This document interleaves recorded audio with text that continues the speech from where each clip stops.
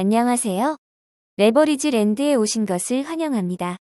이번 시간에는 장기 채권과 관련한 TMF ETF에 대해 소개해드리고 왜 올 한해 미국 장기 채권 ETF에 투자해야 하는지에 대해 제가 아는 범위 내에서 설명해드리는 시간을 가져보겠습니다. 올 한해 TMF ETF에 반드시 투자해야 하는 이유. 그럼 바로 시작합니다. 금리는 무조건 다시 인하하게 되어 있다. 금리 인하 시 장기 채권 가격은 자동 상승한다. 우선 금리란 무엇인지에 대한 기초적인 질문을 시작으로 차근차근 풀어가 보도록 하겠습니다. 채권을 이해하기 위해서는 금리를 빼어놓을 수가 없습니다. 우리가 말하는 금리는 이자율을 뜻하는데 쉽게 말해 돈을 빌림으로써 내는 가치라고 보면 될 것 같습니다. 그냥 쉽게 말해서 금리는 돈의 가치로 외워두시면 편하겠네요. 그렇다면 돈은 누가 가장 많이 빌리게 될까요? 네, 맞습니다. 바로 국가입니다. 미국, 한국, 중국을 포함한 어느 국가든 돈을 빌릴 때는 채권 발행을 통해서 만기일과 이자율을 미리 찍어서 발행하게 됩니다. 이것이 바로 국채이지요. 즉 국가가 채권을 발행할 때 찍는 이자가 금리이고 금리는 돈의 가치이고 돈이 가치는 채권이라는 공식이 성립할 수 있겠네요. 이제부터는 금리에 대해 조금 더 세부적으로 파헤쳐 보도록 하겠습니다. 금리를 시간에 따라 나눠보면 다음과 같이 단기 금리와 장기 금리로 나뉘게 되는데요. 단기 금리는 3개월물부터 시작하여 2년물까지 비교적 짧은 기간 동안 빌릴 때의 이자율이며 장기 금리는 10년 이상 길게는 30년까지 긴 기간 동안 빌릴 때 발생하는 이자율이라고 정의할 수 있을 것 같습니다. 그렇다면 여기서 질문입니다. 단기 금리가 높을까요? 아니면 장기 금리가 높을까요? 네, 맞습니다. 사람 일이란 게 나중에 어찌 될지 모르는데 미래에 대한 리스크를 감안하면 장기 금리가 당연히 더 높아야 정상이겠죠.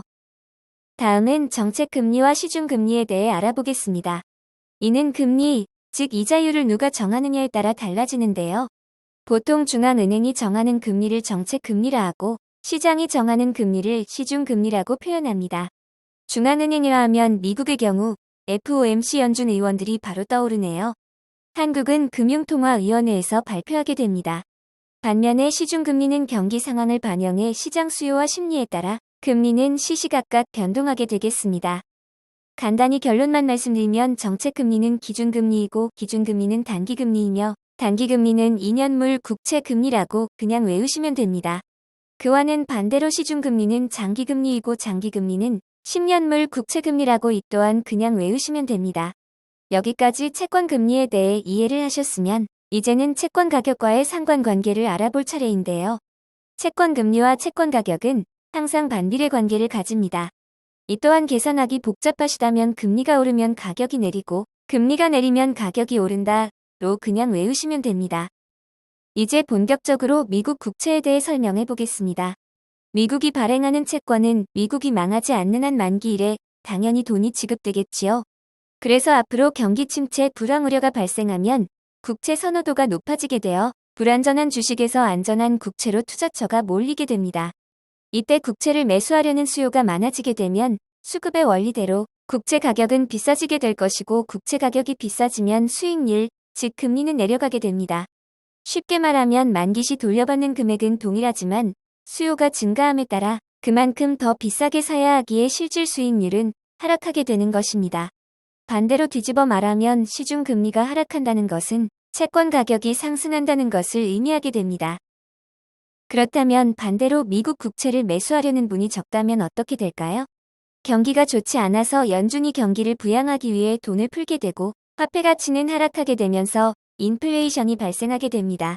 이때는 주식 부동산의 수익률이 훨씬 좋으므로 채권의 수요는 떨어지게 됩니다. 최근 코로나 때 상황을 예를 들면 딱 맞을 것 같습니다.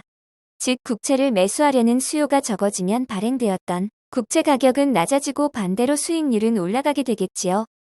즉 결론적으로 시중금리의 상승은 채권 가격의 하락을 의미한다고 볼 수 있습니다. 작년 갑작스런 금리 상승 여파에 채권 가격이 폭락한 것을 생각하면 이해가 빠르실 것 같네요. 채권 금리 이야기를 너무 지루하게 말씀드렸나요? 몇 분 되지도 않았는데 졸고 계신 분이 보이네요. 자, 이제부터는 집중해주세요. 제가 오늘 강조하고자 하는 내용은 바로 지금부터입니다. TMF ETF는 미국 20년물 장기 채권을 3배수로 추종하는 ETF입니다. 미국의 20년물 장기 국채를 사는 것과 똑같은 개념이지요.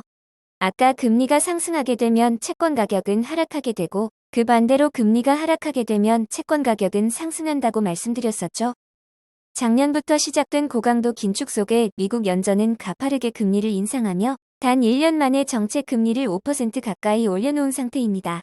현재 인플레이션은 빠르게 꺾이고 있지만 고용이 생각보다 강하여 금리를 어디까지 올리고 고금리가 언제까지 지속될 것인지는 알 수 없지만 분명한 것은 현재 정책 금리는 거의 한계점까지 올라온 상황이며 그렇다는 것은 이제는 그 반대로 내려올 일만 남았다는 것입니다. 물급 필반이라고 했습니다. 상승에 상승을 거듭하여 천장을 찍었다는 것은 그 반대로 하락하게 될 시점이 머지않았음을 의미하는 것입니다. 다음은 미국 장기 국채 ETF인 TMF의 주가 차트입니다. 한때 $50를 넘던 TMF의 주가는 연준의 고강도 긴축 공포가 극단으로 치닫던 지난 10월에 $5 언저리까지 바닥을 찍고 나서는 인플레이션이 차츰 꺾이는 낌새가 보이자 현재는 $10 전후에서 눈치 보기를 거듭하고 있는 상황입니다. 어떻게 보시나요? 금리 인하 시점을 정확히 알 수는 없지만 앞으로 금리가 상승할 확률이 클까요? 아니면 하락할 확률이 클까요? 바닥이 언제인지는 알 수 없지만 개인적으로 연준의 금리 인상이 거의 마무리되어 가고 있는 지금이야말로 미국의 장기 국채 ETF를 분할로 매수해 갈 만한 시기라고 생각합니다. 이 영상을 보시며 이렇게 반문하시는 분도 계실 것 같습니다. 어차피 연준이 금리를 인하하게 되면 주식시장은 그만큼 더 빨리 올라가게 될 건데 뭐하러 장기 채권을 사놓느냐고 말이지요. 그렇지 않습니다. 주식은 말 그대로 위험 자산으로 분류됩니다. 경기 침체가 올지 안 올지도 의견이 분분한 가운데 연준이 금리를 내린다고 해서 주식이 무조건 튀어오를 거라고 장담할 순 없습니다. 하지만 장기 국채는 경기 침체 여부와 무관하게 연준이 금리를 내리는 순간부터 100%의 확률로 상승하게 되어 있습니다. 즉 경기 침체와 기업들의 실적 악화가 걱정되어 주식시장의 추가 폭락이 두려운 분들이라면 미국의 20년물 국채를 3배수로 추종하는 TMF ETF를 분할로 부분 매수하시는 것도 안전하고 효율적인 투자 방법이 될 수 있다는 것이 저의 결론입니다. 이미 수많은 서학 개미들이 비교적 안전한 투자처인 TMF ETF에 투자하고 계시고요. 주식 투자를 하는 투자자라면 채권과 금리도 반드시 알아야 할 항목이라고 생각하기에 옳아내 투자할 3배수 레버리지 ETF 중 하나로 TMF ETF를 적극 추천해봅니다. 금리는 무조건 내려오게 되어 있습니다. 그리고 지금이야말로 장기 국채를 투자하기에 최적의 시기라고 다시 한번 강조하며 오늘 영상을 마무리하겠습니다. 오늘 영상을 준비하면서 걱정이 좀 많이 됐었습니다. 금리 채권에 대해서 저조차도 잘 모르면서 여러분에게 어떻게 설명해 드려야 할지 좀 막연하고 막막했습니다. 하지만 조금 전에도 말씀드렸다시피 돈 공부를 하는 사람이라면 금리를 알아야 하고 주식에 투자하는 사람이라면 채권에 대해서도 반드시 어느 정도 이해하고 있어야 한다고 생각합니다. 관련한 영상 자료는 네이버 블로그를 참고하였으며 자료를 제공해 주신 분께 깊은 감사 말씀드립니다. 아무쪼록 오늘의 영상이 여러분의 투자 활동에 작은 도움이나 되셨길 바라며 레버리지 랜드는 내일도 계속됩니다. 영상이 도움이 되셨다면 구독, 좋아요, 알람 설정 부탁드려요. 감사합니다. 행복한 하루 되세요.